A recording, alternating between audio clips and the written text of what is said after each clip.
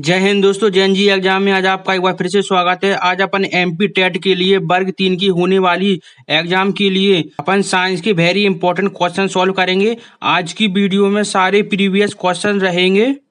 अगर आपको 2025 का एमपी टेट वर्ग 3 का एग्जाम देना है तो इसी में से आपके सारे क्वेश्चन फंसे हैं, क्योंकि यह सारे टेट के प्रीवियस के क्वेश्चन हैं और आपके एग्जाम में 30 नंबर की साइंस आनी है। चलिए स्टार्ट करते हैं आज के क्वेश्चन को।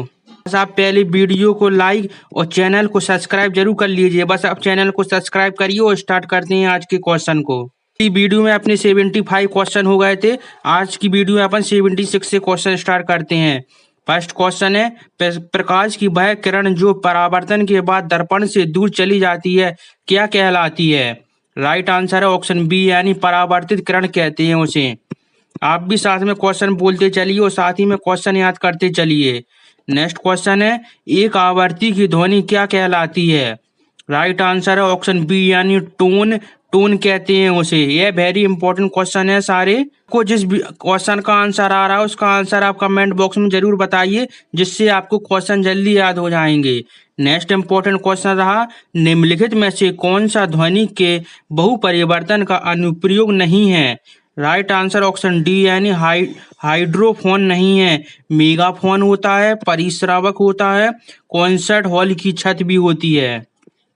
प्रीवियस क्वेश्चन है, इसलिए आपको लैंग्वेज का अंदाजा हो जाएगा कि क्वेश्चन की लैंग्वेज कैसी होती है और एग्जाम में किस लेवल के क्वेश्चन आते हैं।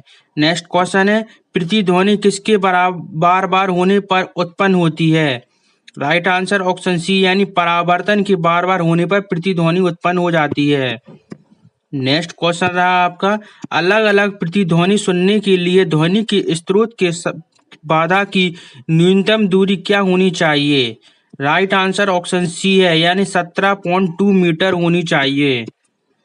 नेक्स्ट क्वेश्चन है, निम्नलिखित में से कौन सा ध्वनि को यात्रा कराने के लिए आवश्यक है? यानी ध्वनि किस में सबसे अधिक यात्रा करती है? राइट आंसर ऑप्शन बी, यानी माध्यम में होना चाहिए। नेक्स्ट क्वेश्चन है, ध्वनि तरंगों के परावर्तन से उत्पन्न ध्वनि की पुनरावृत्ति क्या कहलाती है? राइट आंसर ऑप्शन सी, यानी प्रतिध्वनि इको कहते हैं उसे। नेक्स्ट क्वेश्चन रहा आपका, विद्युत रूप से आवेशित वस्तुओं के बीच लगने वाले बल को क्या कहते हैं? वेरी इंपॉर्टेंट क्वेश्चन है यह। राइट आंसर ऑप्शन सी, यानी विद्युत बल कहते हैं उसे। ये सारे इंपॉर्टेंट क्वेश्चन चल रहे हैं। आप वीडियो को लाइक और कमेंट बॉक्स में कमेंट जरूर बताएं। नेक्स्ट क्वेश्चन है, निम्नलिखित में से किस स्थिति में वस्तु द्रव में डूब जाएगी? राइट आंसर ऑप्शन बी, जब शरीर का भार उत्प्लावन बल से बड़ा हो जाता है। वेरी वेरी इंपॉर्टेंट क्वेश्चन है यह। नेक्स्ट क्वेश्चन है, आप क्वेश्चन ध्यान से पढ़िए। आपकी एग्जाम में इसी में से सारे क्वेश्चन फंसेंगे और देखना आपका पेपर क्लियर क्वालिफाई होगा। बस आप क्वेश्चन पढ़ते चलिए, आपको पूरी वीडियो ध्यान से देखनी है। नेक्स्ट क्वेश्चन है, गुरुत्वाकर्षण के नियम के अनुसार गुरुत्वाकर्षण बल किसके बीच लगता है? राइट आंसर है ऑप्शन सी, यानी किन्हीं दो पिंडों के द्रव्यमान के बीच लगता है। नेक्स्ट क्वेश्चन है, प्लास्टिक की एक चम्मच को आइसक्रीम के प्याले में डुबाया गया, इसका दूसरा सिरा क्या होगा? राइट आंसर ऑप्शन डी, यानी दूसरा सिरा ठंडा नहीं होगा, क्योंकि यह प्लास्टिक की चम्मच है। लोहे की चम्मच होती है तो जरूर ठंडी हो जाती। नेक्स्ट क्वेश्चन है, किस तापमान पर जल का घनत्व अधिकतम होता है? राइट आंसर ऑप्शन सी, यानी 4 डिग्री सेल्सियस पर जल का तापमान अधिकतम होता है। नेक्स्ट क्वेश्चन रहा आपका, निम्नलिखित में से किस ग्रह को पृथ्वी का जुड़वा माना जाता है? यानी पृथ्वी ग्रह का जुड़वा ग्रह किसे कहते हैं? राइट आंसर ऑप्शन सी, यानी शुक्र ग्रह को कहते हैं। ये सारे इंपॉर्टेंट क्वेश्चन है, आपके एग्जाम में जरूर इसी में से फंसेंगे। आप ध्यान से क्वेश्चन को पढ़िए। नेक्स्ट क्वेश्चन है, अगले दिन अमावस्या के बाद आकाश में चंद्रमा का केवल एक छोटा सा भाग दिखाई देता है, इसे किस रूप में जाना जाता है? ऐसे क्वेश्चन आपको किसी भी बुक में नहीं मिलेंगे। ये सारे प्रीवियस वाले क्वेश्चन हैं। राइट आंसर है इसका ऑप्शन बी, यानी बालचंद्र कहते हैं उसे। नेक्स्ट क्वेश्चन रहा आपका, किसी वस्तु की गति ऊर्जा किस पर निर्भर करती है? राइट आंसर है आपका ऑप्शन डी, यानी द्रव्यमान और वेग दोनों पर निर्भर करती है। नेक्स्ट क्वेश्चन है, ध्वनि की गणना करने का सूत्र क्या है? यानी अगर आपको ध्वनि की गणना करना है तो उसका सूत्र क्या होता है? राइट आंसर ऑप्शन ए यानी शक्ति बराबर कार्य बटे समय यानी पावर बराबर वर्क अपॉन टाइम होता है। नेक्स्ट क्वेश्चन है आपका, आइंस्टीन द्रव्यमान ऊर्जा समीकरण में सी किस को दर्शाती है? राइट आंसर है ऑप्शन सी यानी प्रकाश की गति को। आइंस्टीन का सूत्र क्या है? ई बराबर एम सी स्क्वायर होता है। नेक्स्ट क्वेश्चन रहा आपका, हथौड़े को उठाते समय इनमें से कौन सी ऊर्जा होती है? राइट आंसर ऑप्शन सी यानी स्थितिज ऊर्जा, यानी अगर आप हथौड़े को उठा रहे हैं तो आप में स्थिति ऊर्जा लगेगी उसमें। नेक्स्ट क्वेश्चन रहा आपका, बल और विस्थापन के बीच के कोण कितना होता है जिस पर किया गया कार्य अधिकतम होता है? यानी बल और विस्थापन के बीच में जो कोण बनता है उस वह कितना अधिकतम बनता है? राइट आंसर है ऑप्शन सी यानी 0 डिग्री कोण बनता है। नेक्स्ट क्वेश्चन है, वह गुण जो प्रकाश के आवेशों में विविध करता है क्या कहलाता है? राइट आंसर ऑप्शन बी यानी आवेश की ध्रुवता कहते हैं उसे। एग्जाम क्वालिफाई करना है तो आपको प्रीवियस वाली क्वेश्चन ही पढ़ेंगे क्योंकि आपको पता चलेगा कि एग्जाम में किस लेवल के क्वेश्चन आते हैं। आपको बुक में ऐसे क्वेश्चन नहीं मिलेंगे।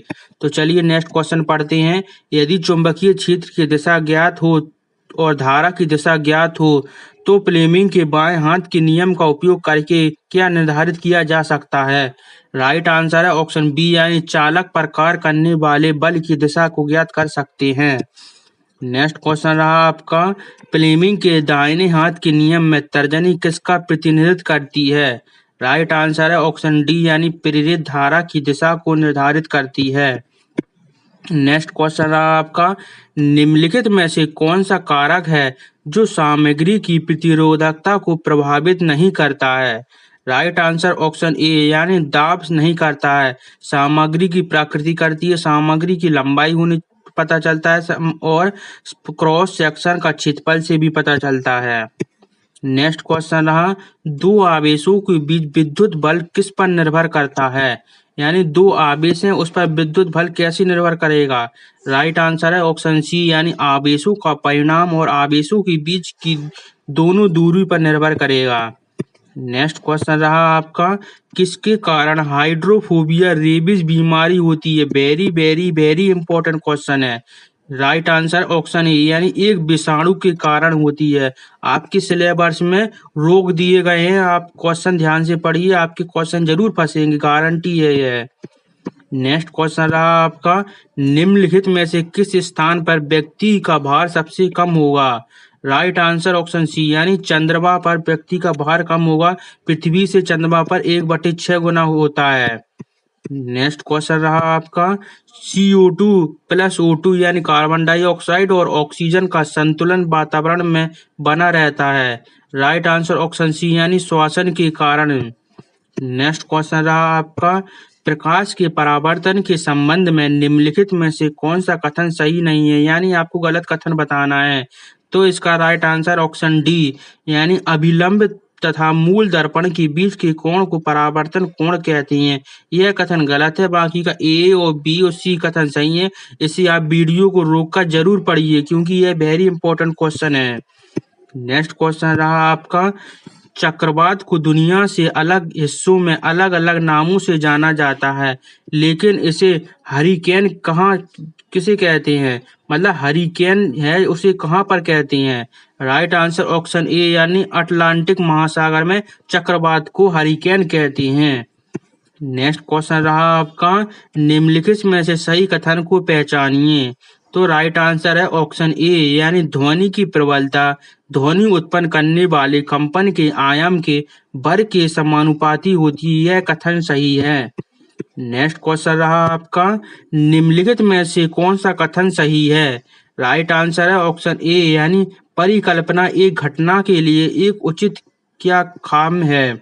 क्वेश्चन है, एक शिक्षिका कक्षा में 2 जार लेकर आई। एक जार में उसने कुछ चीनी की बीजों को छलनी में रखा और पानी में रखने से पहले पानी को से धोकर रात भर भीगने दिया। दूसरे जार में बीज बिना पानी के भिगोए गए, क्या हुआ? दोनों कथन अवलोकन सही है। यानी पहला है पानी में भिगोए गए बीज अंकुरित होने लगते हैं, बिना पानी के बीज जैसे थे वैसे ही रहेंगे। ये एनसीईआरटी का क्वेश्चन है। नेक्स्ट क्वेश्चन रहा आपका, निम्नलिखित में से कौन सा कथन वैज्ञानिक स्वभाव और वैज्ञानिक दृष्टिकोण के विकास के लिए आवश्यक नहीं है? राइट आंसर ऑप्शन डी, यानी प्रकृति को वैसे ही स्वीकार करने की क्षमता होती है। नेक्स्ट क्वेश्चन है, निम्नलिखित में से कौन विज्ञान की प्रकृति में बारे में सत्य नहीं है? राइट आंसर ऑप्शन डी, विज्ञान प्रकृति में एक दिशाई है। नेक्स्ट क्वेश्चन है, रीना एक मोमबत्ती को अवतल लेंस के सामने रखती है। अवतल लेंस द्वारा बनने वाले प्रतिबिंब सदैव कैसे बनते हैं? Very very very important question है। राइट आंसर ऑप्शन सी, यानी आकार से छोटे बनते हैं। नेक्स्ट क्वेश्चन रहा आपका, पत्ती से चीनी का परिवहन कैसे होता है?